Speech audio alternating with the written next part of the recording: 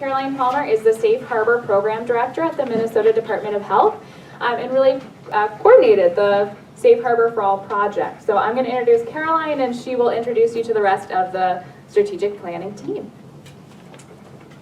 Let's give Caroline a roll.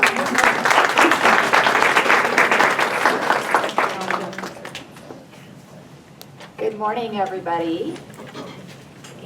Okay, I am just going to do a very brief introduction about the whole process, about Safe Harbor for All, how we got here.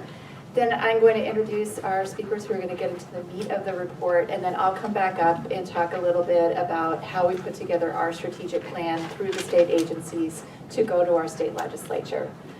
So it was my great pleasure to start working at MDH last summer, and we had two big projects. One was the hotel training, which a lot of you are familiar with, and the other was putting together the Safe Harbor for All report.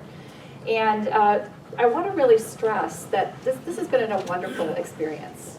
I think we're the first state, I know we've got to be the first state to have done something like this. People really anticipated seeing this work, and it's already getting a lot of conversation around the country. So I'm just so excited for what's happened in this state and how this has been put together. So just to give you a little bit of background, we had a legislative mandate in 2017, and it required the Minnesota Department of Health to put together an expansion report that talked about how Safe Harbor could serve adult victims of sex trafficking. And this report was done, or was supposed to be done, in consultation with Department of Public Safety and Department of Human Services, which they did come along and work with us as we put together the plan.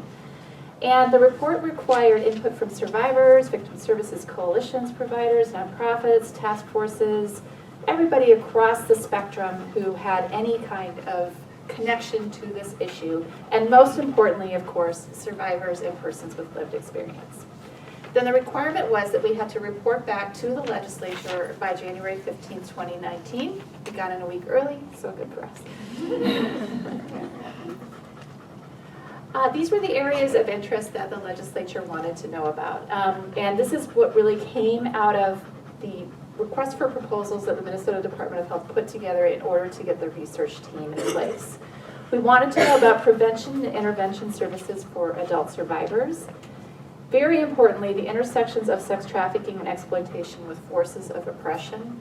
And I want to say the research report that put together is so strong on that particular piece. It's just a wonderful read in that respect.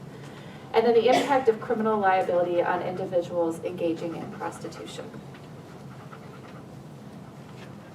So we put together a competitive process at MDH, and the groups that came together to actually respond to the RFP and have the RFP awarded to them were the University of Minnesota Urban Research and Outreach Engagement Center, the Advocates for Human Rights, and Rainbows Research. And you're going to be hearing a lot more from them in a moment.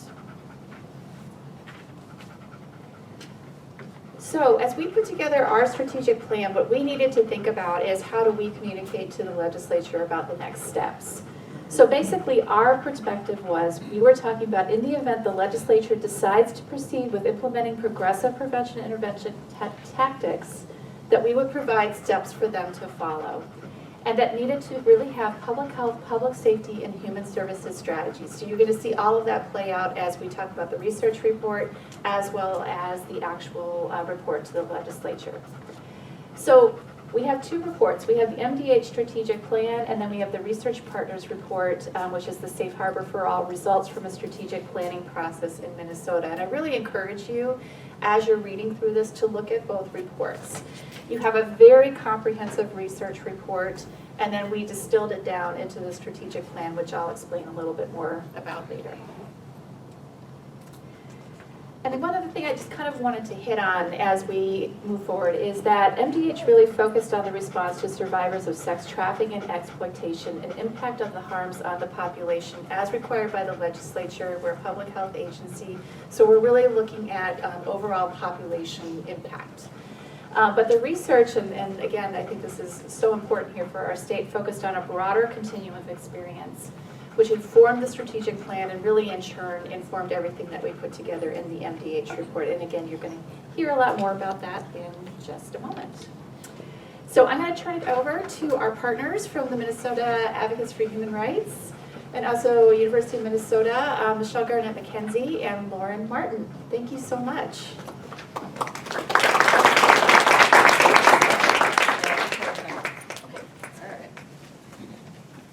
We're in transition. Okay, thank you so much. Can everybody hear me okay with the, okay, great. Oh, no, there they are. So Michelle and I are really thrilled to be here. My name's Lauren Martin. I've got the clicker. Okay,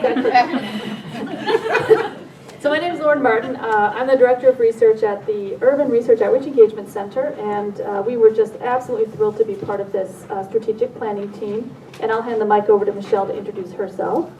I'm Michelle Garnett-McKenzie. I'm at the Advocates for Human Rights. Some of my colleagues are here. I know Andrea is here. And then Katie Fritz-Fogel is here from Rainbow Research. Yay! Rainbow was the third leg of the research stool here and brought so much to this process. And then three of our colleagues, Christina Melander, Rose Park, and Becky Sato are all not here, but there were 6 of us on the core team. Yes, okay, great. Let's see. So what we're going to do today is just give you a highlight. The report that we prepared is very long. It's a lot of detail. We couldn't possibly share the full spectrum of everything that were in our findings, but we'll give you some highlights. We're going to talk about a little bit about the background, which Caroline actually covered quite a bit of that, which is great. Then we're going to talk about the methods that we used and who participated in the strategic planning process. We think that it's really important because, as Caroline mentioned, we were required to engage a really wide group of people across the whole state of Minnesota. So we want you to know how we did that so that you can assess the comprehensiveness of what we did. And then we'll do a little bit on top-line findings, and then we'll talk a little bit about what is next. So the planning process, as you know, was legislatively mandated, and so that set up a framework for us of who needed to be engaged with, whom we needed to engage with. Oh, that's a grammar problem, sorry. And we wanted to do that in a way that connected with people as experts. So the process really focused on seeking expert opinions and perspectives on whether and how Minnesota should extend our safe harbor system to include everyone, regardless of age. And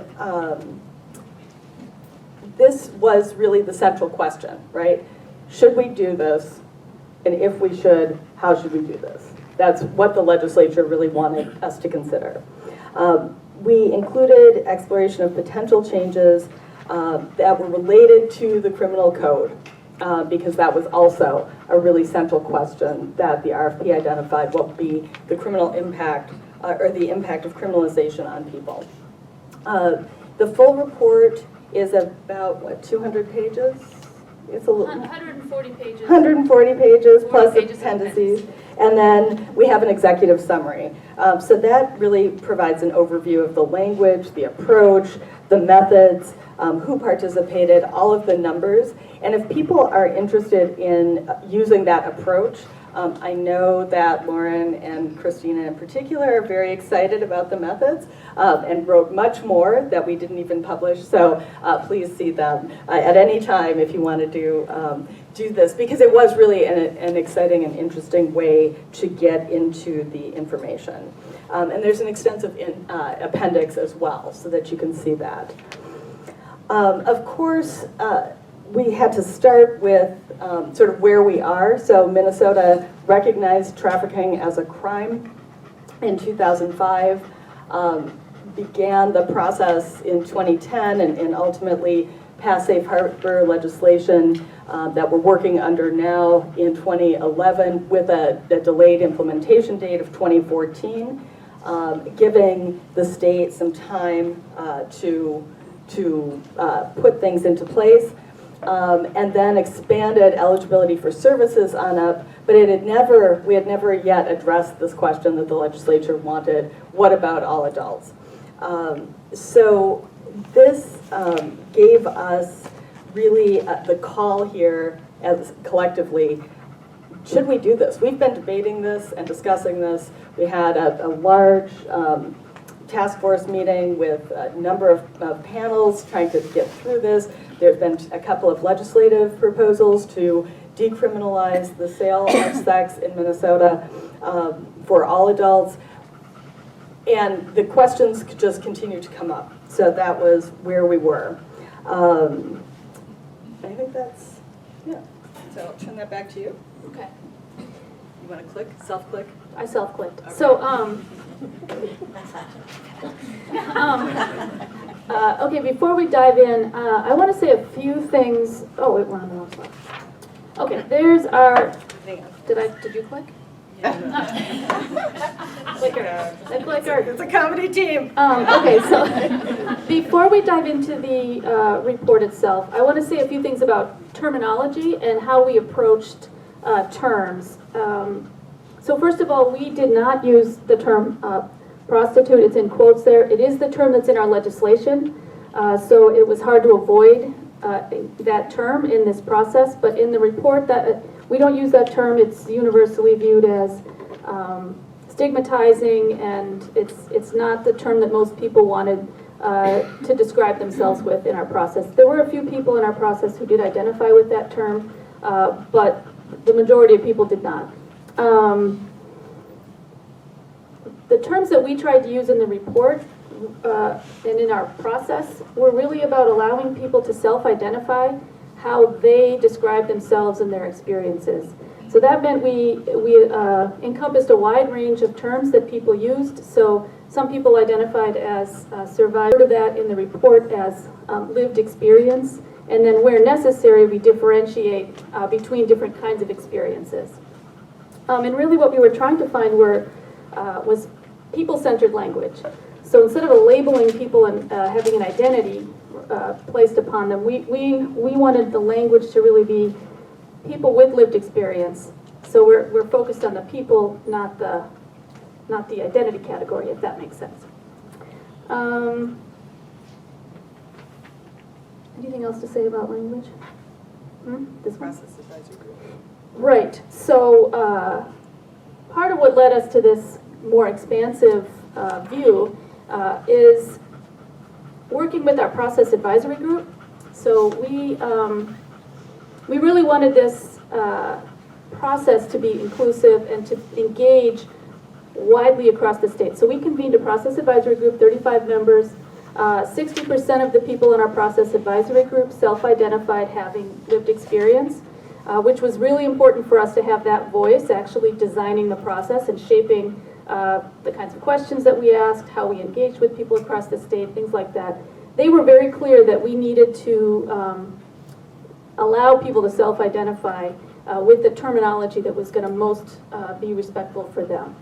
Our process used purposeful sampling, which means we created a process to target those groups that Caroline listed as part of the legislation. We had a very fast timeline. We started in November and we finished the report in October. We talked with 294 people across the state. Another thing that we did as part of our community engagement was we invited about 37 people to actually review and critique the report before we finalized it, to make sure that we were capturing things appropriately, that we had accurate information. So at every step of the way, we had very deep community engagement to develop this report. And as you can see, Western Minnesota came in a little bit lighter than the rest of the state, but we were really intentional about trying to get everywhere and to get at least a voice from each sector that was identified in the legislative mandate and the RFP in all of those conversations. So we took a number of trips, set up ways for people to come in to the process by phone or survey, and really tried to connect with as many people as possible in this very short timeline. And I think what we were really surprised about was the depth of participation. 111 people identified as having lived experience in some way in this. 233 people identified as connecting with this through other professional identities, and 56 at the top. That overlap in the Venn diagram shows how many people have both identities, right? And that is such a deep bench of expertise for survivor and lived experience leadership in Minnesota. This is not an area where we are weak. We have so many people who can contribute to leading us forward, who have direct lived experience. We have about half of the people who were engaged of this nearly 300 people were members of the task force. Well, a task force. Of a task force, One not of, this. one of many That's Minnesota's right. task forces. Right, so either this, the law enforcement task force, or the regional task forces, even if they don't come in through this, the statewide coalition. So that's a huge engagement already and investment in people's time. And 12% formally affiliated with a tribe or tribal agency.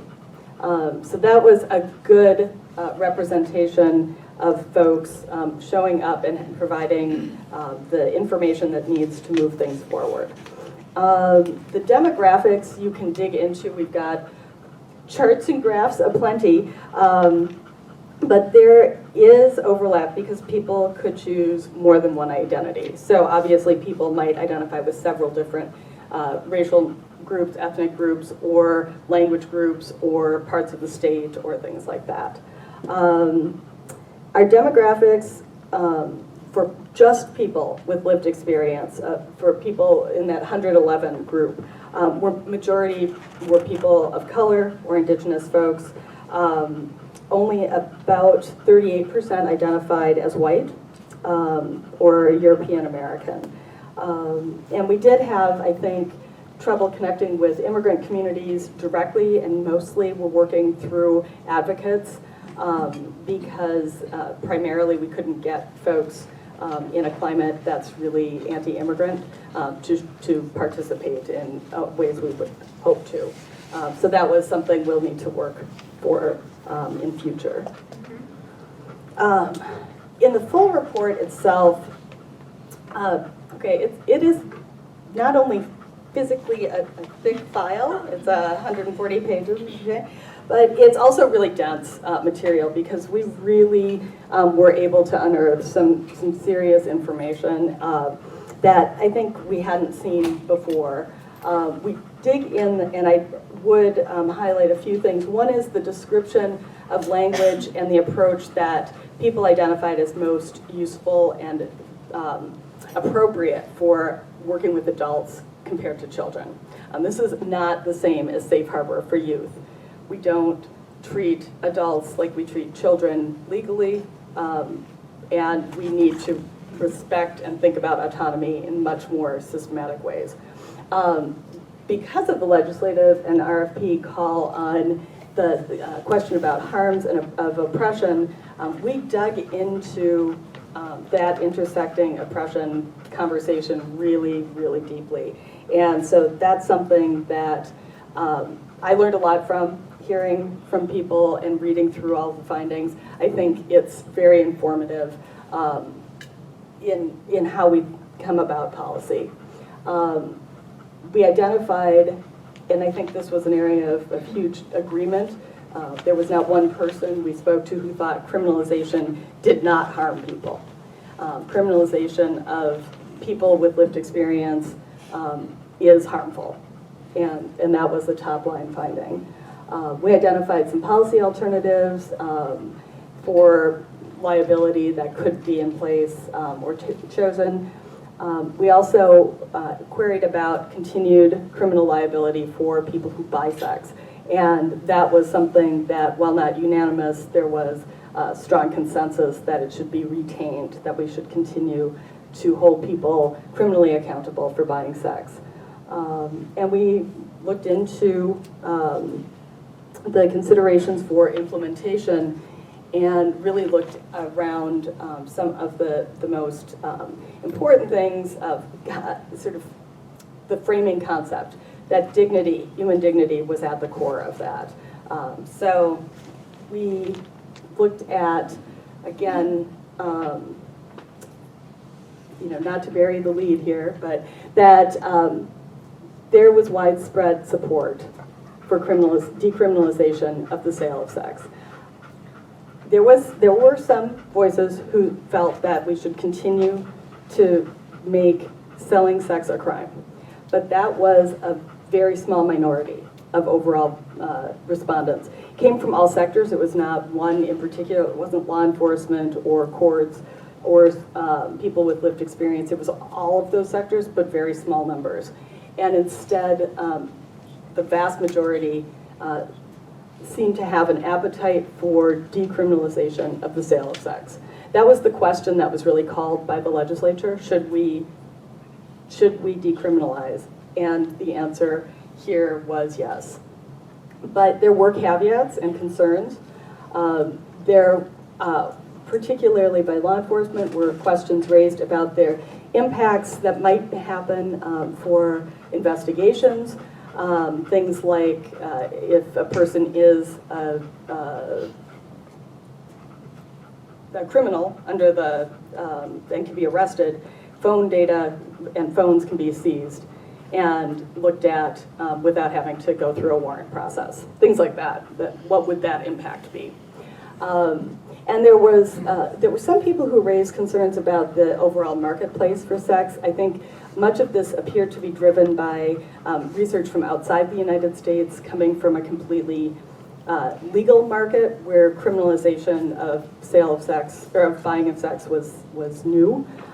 That had an impact of buying underground. We are in a completely underground space right now, so we don't know how relevant that was, but people did raise that. But the strongest caveat was that we can't just decriminalize, that we have to have increases in housing, services, supports, not just to intervene, but to Amy's point, that this is a prevention modality first and foremost, that people don't have what they need to survive with dignity, to live and thrive, and we have to provide this in order for people to not engage in the first place. Okay, just to dig in a little more. So, given what you heard Michelle just talk about there from our findings, it's complicated, right? It would have been great if our report could have been short and just had a couple of recommendations or points, but this is a very complicated space, and the nuance in this space really matters. And I think we know with policy and widespread population stuff, it's hard to do nuanced approaches. But we want to point out that in this planning, whatever our next steps are, we must consider many experiences, and that different people have different experiences in transactional sex. We need to be considering how people experience that. This transactional sex, trafficking, are all bound up in multiple forms of oppression. And I'll talk a little bit more about that in a second. But I think we can't really talk about this space without a deeper understanding of structural oppression and how it plays into how marketplaces are created and how people in those marketplaces experience transactional sex. So in Minnesota, it can be hard for us to have these conversations, but we have to do it if we're going to truly respect the dignity, safety, health, and justice for people involved in transactional sex. We must confront structural racism, impacts of colonialism, settler colonialism, the indigenous communities, and the impacts of enslavement. We must consider those. Transactional sex is not just one thing. There's lots of different experiences, like I said. And I think a key point that came out in our report is that lived experience is fluid, right? People don't only have one identity of involvement in transactional sex. So sometimes a person could identify as a sex worker and then also identify as a victim of trafficking, right? So these terms and people's experiences change over time.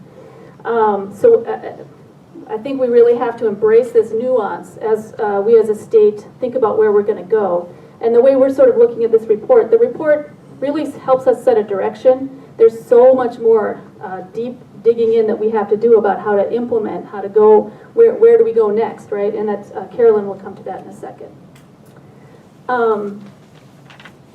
So I want to highlight something that Michelle discussed briefly, which is that one of our key findings is that pretty much everyone across the state agreed that an arrest for prostitution of people with lived experience causes deep harm. It harms people with lived experience, it harms their families, it harms their communities, and as I'm sure people in this room know, it just creates a cascade of problems in housing and employment, and it paradoxically can keep people trapped in transactional sex, right? So that's the opposite of what we'd like to see. And sometimes arrest can make people more vulnerable to trafficking. So this was a widespread agreement.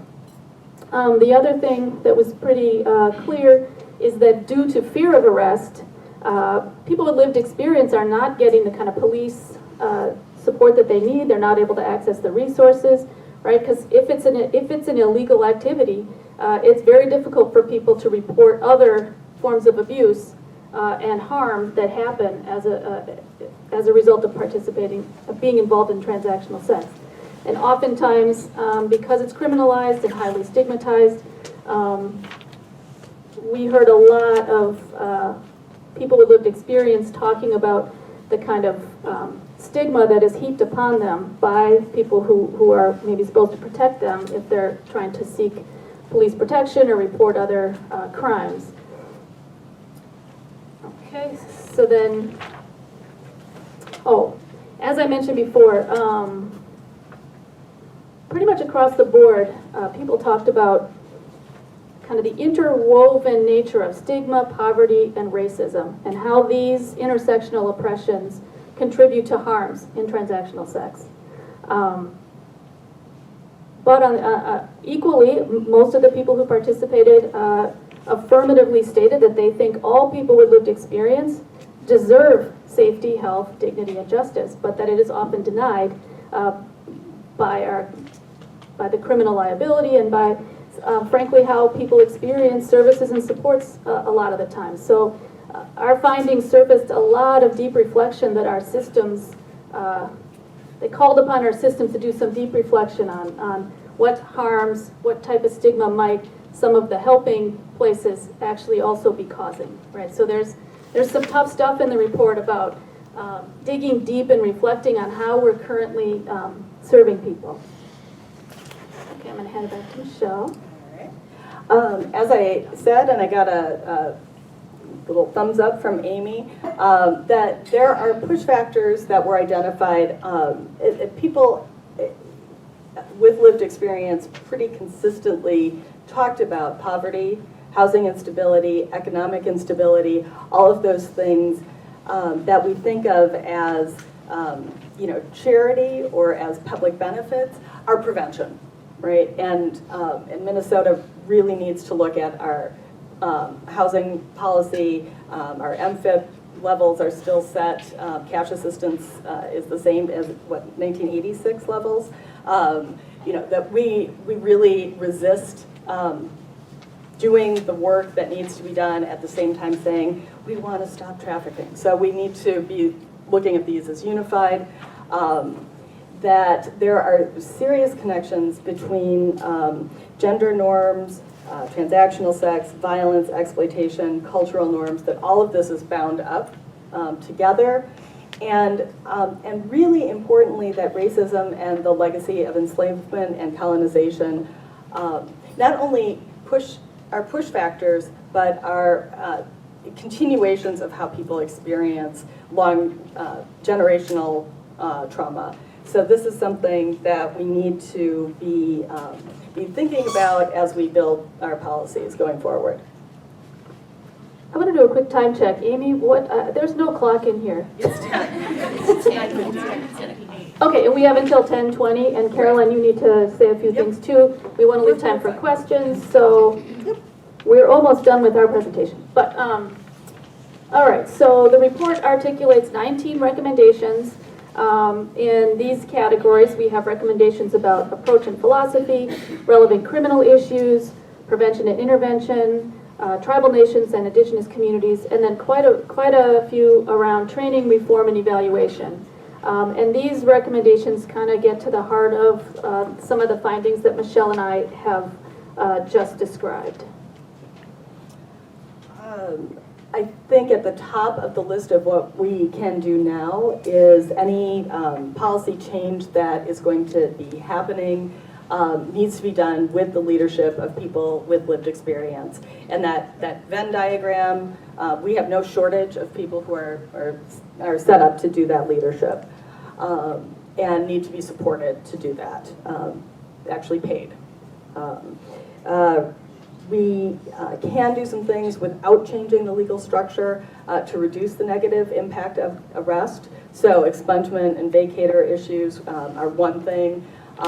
We can consider really how to build a structure of intervention for services and supports that address adults, not children. So that needs to happen. I think across the board, people identified some serious language deficiencies in our statute, that being that we call people prostitutes and patrons in our language, our official language. So there's that kind of almost easy work in a sense that it wouldn't have to even change the law just to change the language. There's also work that can be done, and Lauren, you talked about this, internally with all of our systems. So I work at a nonprofit agency. We need to be looking at things just as much as in current systems like child protection or police or housing, the government systems. We all need to be looking at this on where are we driving people to identify as a victim rather than meeting people where they are to provide what people need. And there needs to be respect and autonomy and cultural and community healing methods built in, because there's a deep wisdom that exists that is being left to the side. Next up, the state has drafted its strategic plan, which is more, I think, distills down some of the findings. And so we will turn this over to Caroline, and as she's coming up, because it'll take just a second, I think the most centering place that we can look at is that we were really focused, or the respondents in the report really identified, come on over, that health, dignity, safety, and access to justice were core values of whatever policies are changed or are chosen. So thank you. Patrick coming up behind me. There. I'm sneaking up on you with my scooter. It's so quiet, stealthy. For those who know, yeah. Okay, I'm just going to very briefly go through the MD8 strategic plan, and I'm going to move over a little bit. Keep going. Okay, all right, here we go. And then we're going to open it up to questions because I'm sure there's a lot of them. So I just wanted to give you an idea of our shared goals with the planning process. What we did is after we received the report, we convened a group from the Department of Human Services and the Department of Public Safety. Sarah Ladd was one of them. I don't know if there's anybody else from our group. Suzanne? And Dina was there, of course. And Suzanne Elwell from OJP and others. So our goal was to take this amazing report and distill it down to something for the legislature. So the one thing that we thought about first was to create our shared goals with the planning process. And you've heard them all spoken about by Michelle and Lauren. I just want to reiterate them here. We adopted all of these values, in a sense, in order to guide the work that we did. And I think probably a couple of the biggest ones I want to highlight are removing stigma. That's really at the heart of the report that was put together by our research partners, is we need to take a step back, look at how we are treating people in our systems as a society, as a culture, and try to shift that as best as we can. The other piece that we really wanted to emphasize is that we want to advance culturally responsive and equitable approaches. Coming from a public health standpoint, a big piece for us is health equity. And so that was really at the heart of the work that we were looking at too, is how can we advance health equity in this particular research that has been done. So our strategic plan then broke down into two parts. One was to integrate the progressive prevention and intervention tactics. I'll go into those in a moment. You've heard about them. Those, in a way, are the things that we can do much more readily and quickly. Quickly relative to a legislative process, I should add. And framework for planning, should Minnesota move toward partial decriminalization? So, we looked at the recommendations that were put together in the report, and we said these are the things that we think we can really support with regard to prevention and intervention. So we really want to see some sort of planning process that is similar to the No Wrong Door process that was put together for youth so many years ago. And if you're familiar with that, that was a 3-year process. And it really helped us to set up a system that was prepared to work with sexually exploited and trafficked youth. Now, I have no idea what the length of a planning process would look like at this point for Safe Harbor for All, but whatever it is, it has to be as intentional and as inclusive, and probably even more inclusive than what was done in the No Wrong Door approach. Again, we want to look at changing our terminology in the statute, and we want to make sure we had those added avenues of redress. We talked a bit about expungement, vacator, diversion, but we really don't want diversion to be the key one. We want to make sure that we are looking at ways that victims, survivors, and others, however they might identify, have options in order to start over, to not suffer the unintended consequences of criminalization in their lives.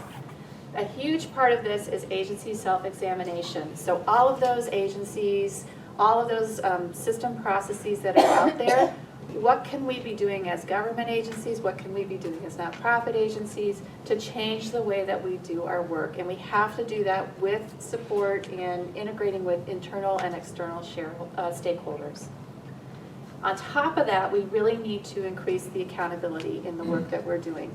So two of the big systems that were really highlighted in the report were our criminal justice system and our child welfare system. What can we do to increase the accountability of those systems towards the people who are most impacted and, as the research showed, were harmed by those particular systems? And then finally, funding. It always comes down to funding, right? But we need funding. We need training funding, and particularly to look at multidisciplinary work, to make it very survivor-centered, to make it culturally inclusive, and we always need to look at protocol development. We are starting the protocol development path with working with sexually exploited youth and trafficked youth in our state, but we really need to expand that so they're working with anybody who's impacted by these particular forces. So before we open it up to questions, I just want to say, as a state agency, MDH can only advocate for policies and funding requests that are brought forward by the governor. So this year, this is not in the governor's budget, although that certainly doesn't mean there can't be conversation from the community, and MDH will gladly inform all of that work. But at this point, it's not in the governor's budget, so I just want to be clear about that.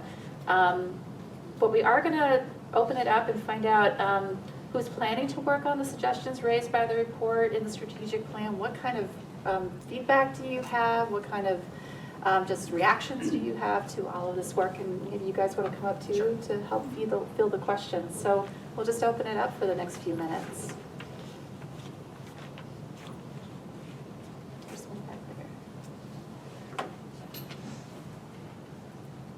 Thank you for waiting. So do you feel like there's any opposition that will stop the decriminalization of this, or is it full speed ahead at this point? Sure. I think there are some things that we need to resolve according to stakeholders who contributed to our strategic planning process. I think in principle, most people were feeling that partial decriminalization was a good next step.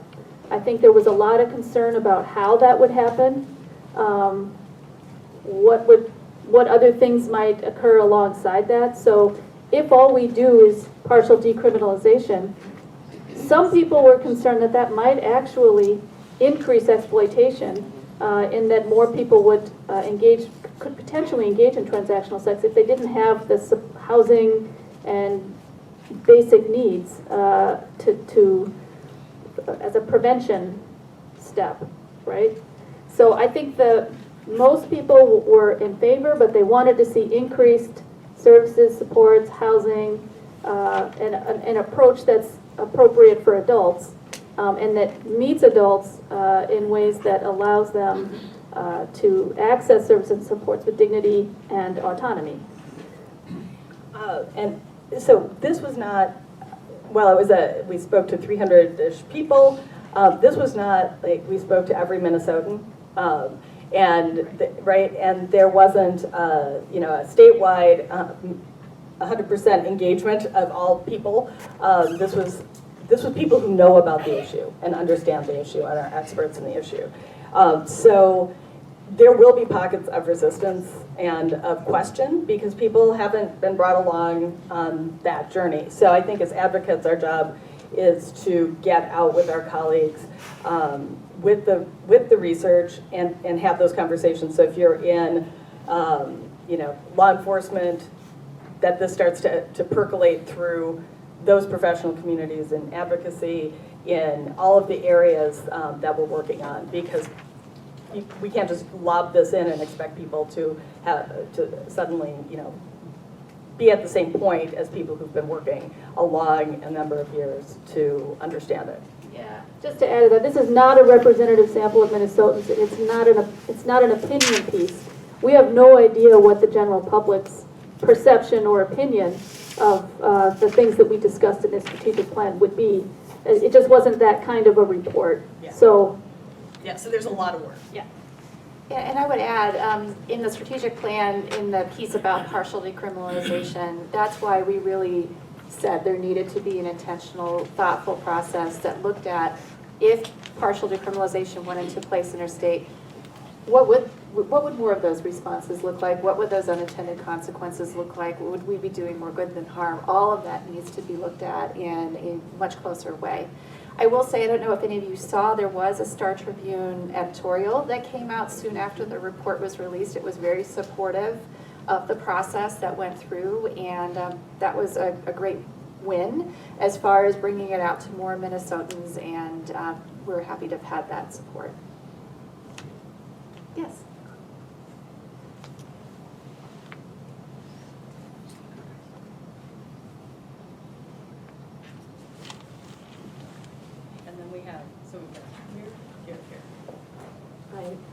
I'm just wondering what things can be done to increase the chances of partial decriminalization being included in the budget in coming sessions? Yes. The runway for both the budget and for any legislation is really long. Now we had no space to do that because the report wasn't issued and the governor was new, right? So next year, we could start that conversation right now if you set up meetings with the governor's staff or with people that you know and contacts you have to start moving that through.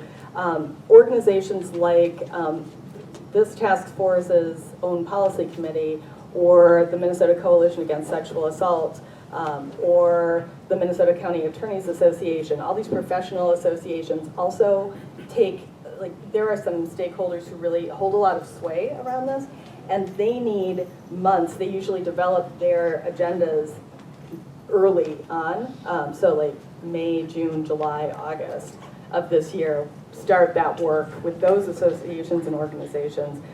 So there's, starting to think of your ground game right now is important, and getting into the administration, also through the agencies. So you can maybe speak more to your process of how people can engage that, and I know Sarah's here as well. So. Sure, and I would say with regard to creating the governor's budget, if I understand correctly, I think that usually during the summer is when all of that information starts getting pulled together by the state agencies. They make recommendations to the governor. The governor doesn't necessarily take them all in. So I would imagine probably around June, you're going to see a lot more conversation about that happening on the state agency level. So before June. Yeah.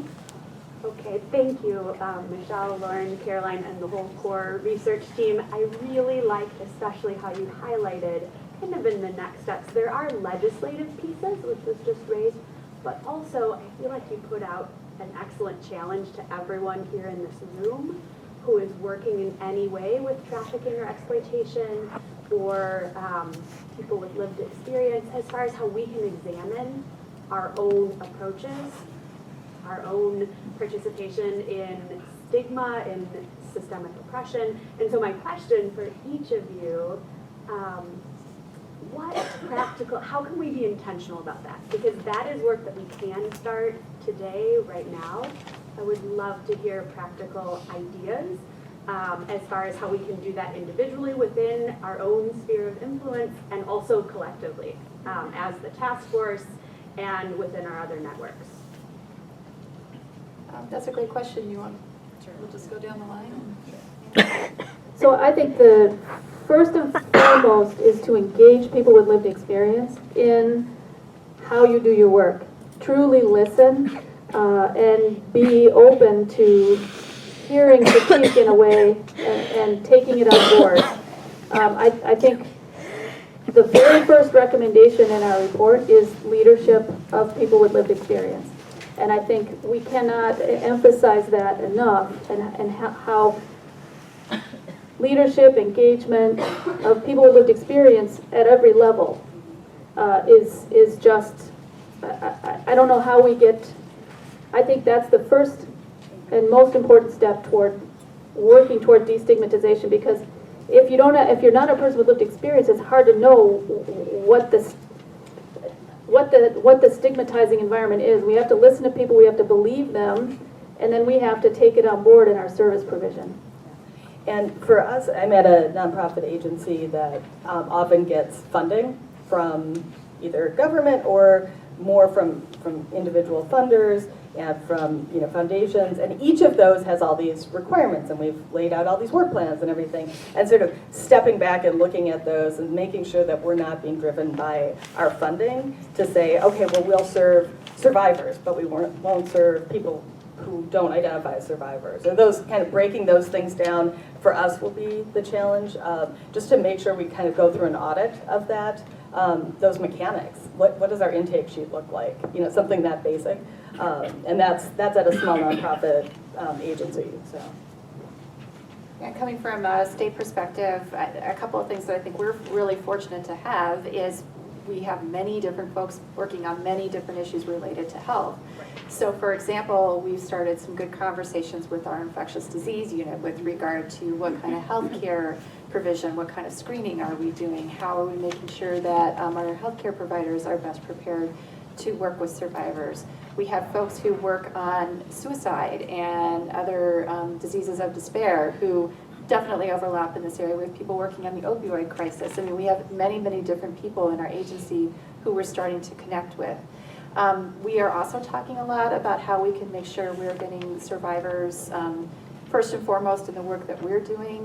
We already do some of that with an Office of Victims of Crime expansion grant that we have that works on sex trafficking and labor trafficking. Amanda Colgrove in the back is our leader on that. And so we have some survivor voices there, but we're also talking about how every time we do pull together a project that we're making sure that survivor voices are there, that they're compensated, and they're compensated equally to the other folks who are in the room. We had a question in the front first. Did you, microphone? Yeah. And then the back. I guess I'm not really clear on the decriminalization piece. Like, we're talking about the people with lived experience, them being decriminalized. Okay, not the perpetrators or. Yeah, so just to clarify, partial decriminalization would mean people who who provide sex would be decriminalized.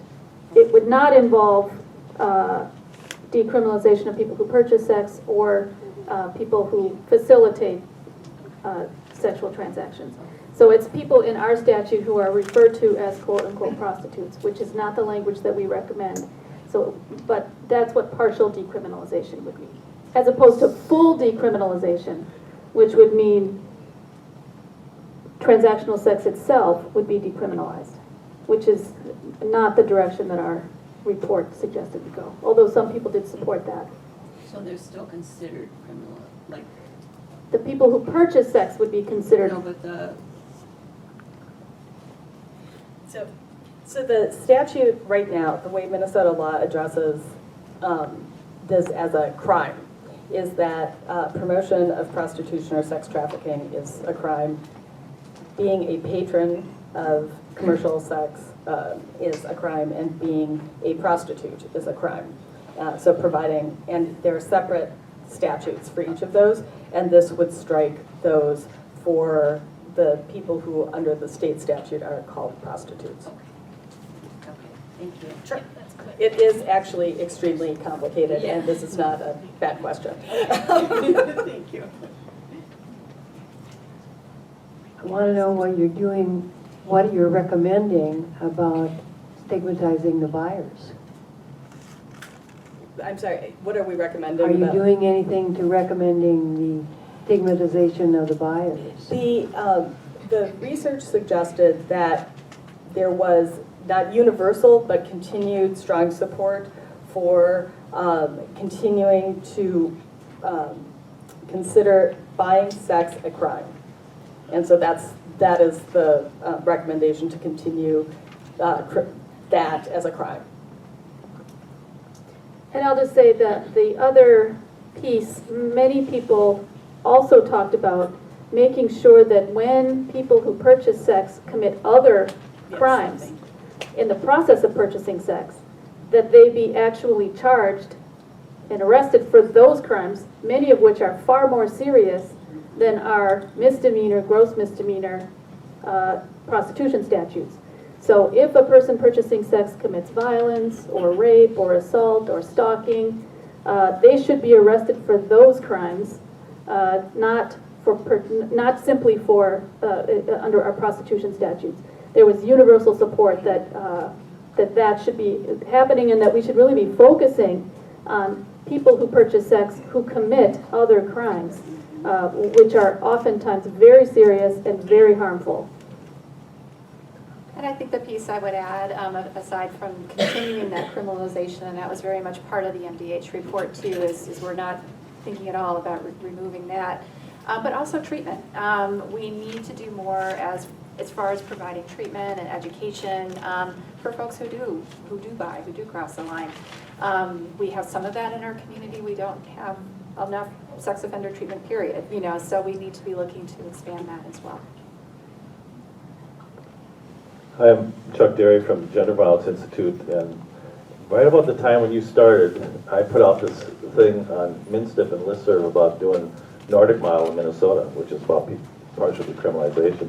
And I think a lot of people are kind of waiting to see what your report would say, and I really appreciate your report and the complexity of it. And basically it follows this idea of partial decriminalization, which has really shown to reduce stigma in countries that have implemented it, and also reduce trauma.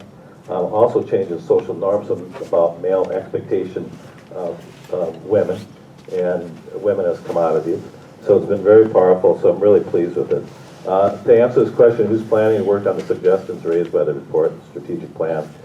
We have been meeting with a small group of people for the last year, kind of strategizing on how to move this forward, the Safe Harbor for All, looking at legislation, looking at key points that people have about partial decriminalization, looking at who are key stakeholders. And we're currently right in the process of identifying an initial meeting of key stakeholders to begin this strategizing about how to move forward. And like Michelle was talking about, a lot of times regarding legislation, we've got this very long process of development of legislation. And so I'm thinking a lot of it's going to happen next legislative session. However, I have talked to legislators, one legislator who is thinking about legislative changes this session as well. And I haven't gotten back to that person to get more clarity about that. But there's action happening, and there are people who are interested in moving this forward. And the recommendations and the complexity and comprehensive nature of the report is very useful. And I think Minnesota, we are well placed.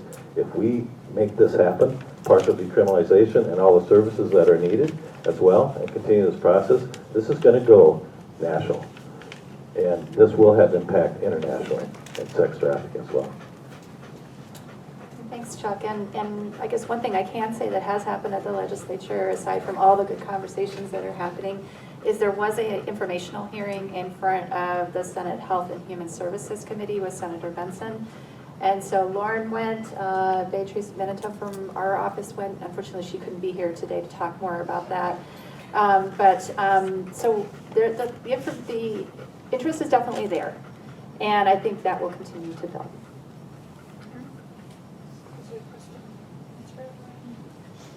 What a question. Back there.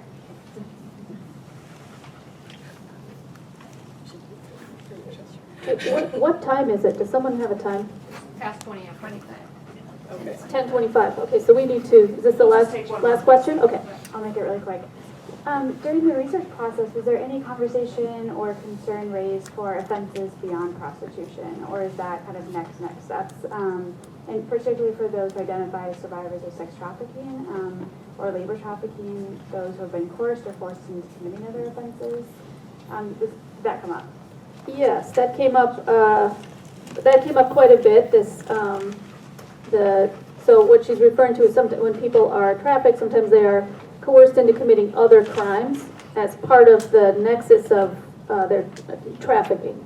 And that was something that was of great concern to many people who participated in this process, that our expungement and vacator laws should in some way allow people to receive expungement and vacator for crimes that they committed as part of their trafficking that maybe weren't prostitution. And Michelle, maybe you want to add to that. Yeah, I think, expungement has some reach already, and the question of post-conviction relief, or actually having convictions completely overturned, is something that people explored and wanted to see more of. It wasn't the primary area of recommendation, but it was something that definitely made the top 19, right? So was on there. So as we're wrapping up, I just wanted to say a huge thanks to everybody. If you responded to the survey, if you sat down for an interview, if you served on the process advisory group, or if you were one of our process advisory group facilitators. Artika and Roller and Jeff Bauer helped facilitate those meetings throughout the process, as well as to MDH for being part of what I hope is something that sets us on the right track. This was really an honor to be part of. So, thank you. Yes, thank you. Just to second everything Michelle said, we really could not have done this strategic planning process without deep engagement and support across the state. And we are really thankful, thankful for our whole team. And I'm really excited for the work ahead. I think, Chuck, what you said, we are poised in Minnesota to really do something to improve safety, health, dignity, and justice for people involved in transactional sex, and I couldn't be more excited that our report is hopefully going to be a springboard for that work.